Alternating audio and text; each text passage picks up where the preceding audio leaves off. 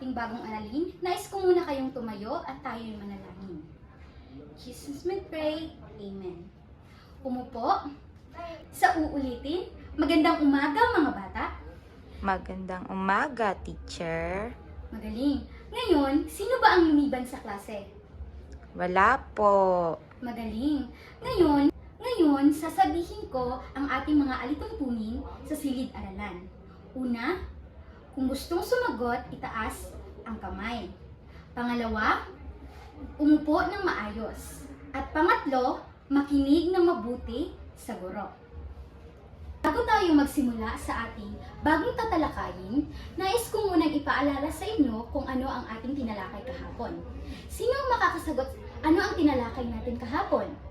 Yes, Nikki? Magaling, ito ay tungkol sa pambansang awit ng Pilipinas. Ano ang natutunan nyo sa tinalakay natin kahapon? Yes, Nikki? Magaling! Meron tayong gagawin. Ang gagawin natin ay ita-thumbs up natin ang ating kamay kung ang aking sasabihin ay tama. At ita-thumbs down natin ang ating kamay kung ang sasabihin ko naman ay mali. Handa na ba kayo sa ating gawain? Opo. Okay. Una, karapatan ba ng bata nang maglaro kahit anong oras niya gusto? Ano ang inyong sagot, mga bata? Magaling, ito ay mali. Ano nga ang gagawin kung mali ang sagot? Ita-thumbs down ang kamay. Pangalawa, karapatan ng bata ang mag-aral, kaya kailangan niyang mag-aral ng mabuti. Ano ang sagot ninyo? Tama, ito ay tama. Ano ang gagawin pag tama ang sagot? Ita-thumbs up ang kamay.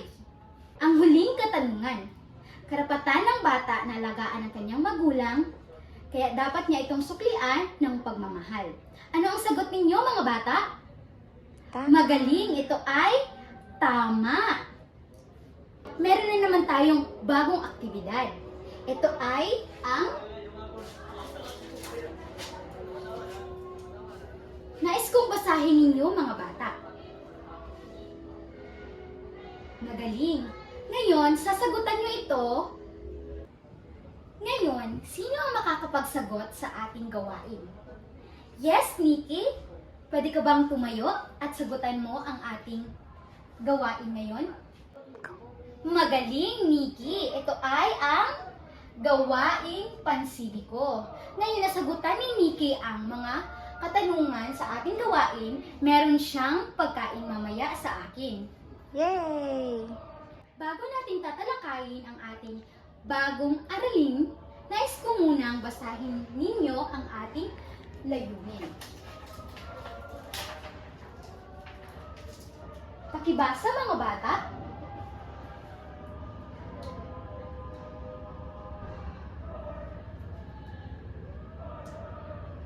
Magaling! Ang bago nating aralin ay tungkol sa sibiko. Ang salitang sibiko ay nagmula sa salitang Latin na ang ibig sabihin ay mayaman. Ginagamit ang salitang sibiko upang formal na tukuyin ang mga mamayang bumubuo ng ating lipunan. Noong unang panahon, tinatawag na sibiko ang isang mamayang nakapagbuwis ng buhay para sa kanyang kapwa na walang hinihinging kapalit. Naipagpapalit ito sa salitang sibil o sibilyan na isang individual na walang serbisyo na o pamahalaan na hindi nanunungkulan bilang sundalo, subalit nakatutulong ng malaki sa ating bayan. Merong mga susing katangian na dapat taglayin sa gawain pansibiko. Ang sumusunod ay una, pagkusang loob na tumulong sa ating kapwa. Pangalawa, pagtulong ng walang inaasahang kapalit o walang hinihinging kapalit sa ating kapwa kung siya ay tulungan natin. At pangatlo, bayanihan. Ang bayanihan ay nagmumula ito sa kilos ng tao upang tumulong siya sa ibang tao. Ang katanungan sa inyo, sa palagay ninyo, May kapalit bang bayaran ninyo ang ginagawa nila? Sino may sagot na wala? Sino naman ang sumagot ng meron?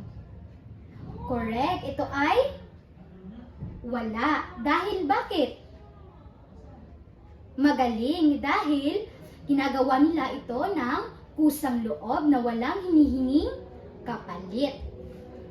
Ano naman ang tawag sa gawaing ginagawa nila ito ng walang kapalit o bayad? Magaling. Ito ay tawag na kusang loob. Ngayon, meron na naman tayong bagong gawain tungkol sa aralin ito. Nais kong basahin ninyo ang ating panuto.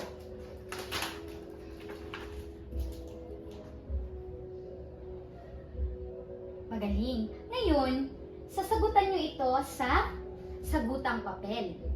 Nais kong isulat ninyo ito sa inyong papel upang sagutan. Meron lamang kayong 10 minuto upang sagutan ito. 5 minutes. Time's up.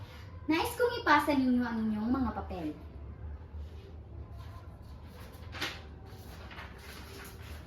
Ngayon, meron ba kayong natutunan sa ating bagong aralin?